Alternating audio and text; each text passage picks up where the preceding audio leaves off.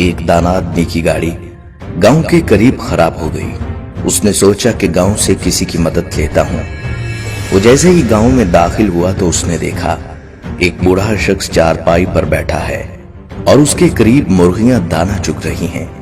उन मुर्गियों में एक बाज का बच्चा भी है जो मुर्गियों की तरह दाने चुग रहा है। वो हैरान हुआ और अपनी गाड़ी को भूलकर उस बूढ़े शख्स से कहने लगा कि ये कैसे खिलाफ कुदरत मुमकिन हुआ कि एक बाज का बच्चा जमीन पर मुर्गियों के साथ दाने चुग रहा है।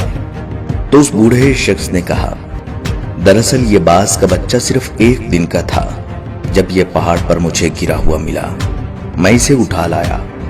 ये जख्मी था, मैंने इसकी मरहम पट्टी करके इसको मुर्गियों के बच्चों के साथ रख दिया।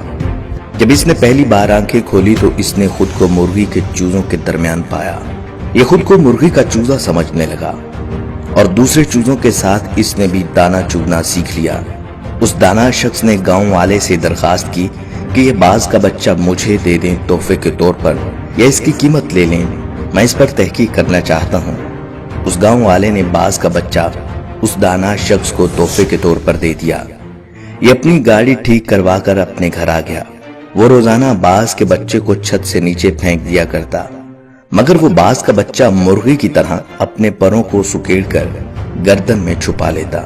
वो रोजाना बिला नागा बाज के बच्चे को अपने सामने टेबल पर बिठाता और उसे कहता, तू बाज का बच्चा है, मुर्गी का बच्चा नहीं, अपनी पहचान कर। इसी तरह उसने कई दिन तक उर्दू, पंजाबी, सिंधी, सराइकी, पश्तो हर जुबान में उस बच्चे को कहा कि तू बाज का बच्चा है, मुर्गी का नहीं, अपनी पहचान कर, अपने आप को पहचानने की कोशिश करो।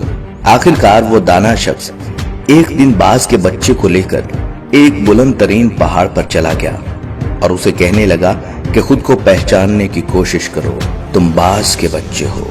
और उस शख्स ने यह कहकर बाज के बच्चे को पहाड़ की बुलंदी से नीचे फेंक दिया। बाज का बच्चा डर गया और उसने मुर्गी की तरह अपनी गर्दन को झुकाकर परों को सुकेड़ लिया और आंखें बंद कर ली।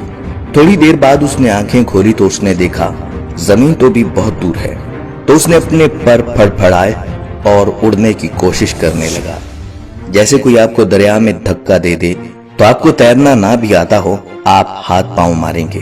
थोड़ी ही देर में वो अपने आप को बैलेंस करने लगा, क्योंकि बाज में उड़ने की सलाहियत खुदा ने रखी होती है। थोड़ी ही देर में वो ऊंचा उड़ने लगा। वो खुशी से चीखने लगा और ऊपर जाने लगा। कुछ ही देर में वो उस दाना शख्स से भी ऊपर निकल गया और नीचे निगाहें करके उसका एहसानमंद होने लगा। तो दाना शख्स ने कहा, ऐ बाज, मैंने तुझे तेरी शिनाख्त दी है, अपने पास से कुछ नहीं दिया। ये कमाल सलाहियतें तेरे अंदर मौजूद थीं, मगर तू बेखबर था। यही मामला हम लोगों के साथ है। हमारी एक खास शनाख्त है, हम एक खास उम्मत के अरकान हैं। हम एक ऐसी कौम से हैं जिसने सारी दुनिया पर हुकूमत की। हमारे अंदर अल्लाह रब्बुल इज्जत ने बेपनाह सलाहियतें रखी हैं, मगर मसला ये है कि हमारे इर्द गिर्द बेशुमार मुर्गियां हैं, जिनमें हमारे टीवी चैनल और अखबारात भी शामिल हैं, जो मुसलसल हमको बताते हैं कि हम बाज के बच्चे नहीं, मुर्गी के बच्चे हैं। जो मुसलसल बताते हैं कि तुम सुपर पावर नहीं हो, सुपर पावर कोई और है। जो मुसलसल ये बताते हैं कि तुम बहादुर और ताकतवर नहीं हो, बल्कि बुज़दिल हो, कमजोर हो, जो कुछ नहीं कर सकते। अगर आज हम अपने आप को पहचान लें तो हम बहुत कुछ कर सकते हैं।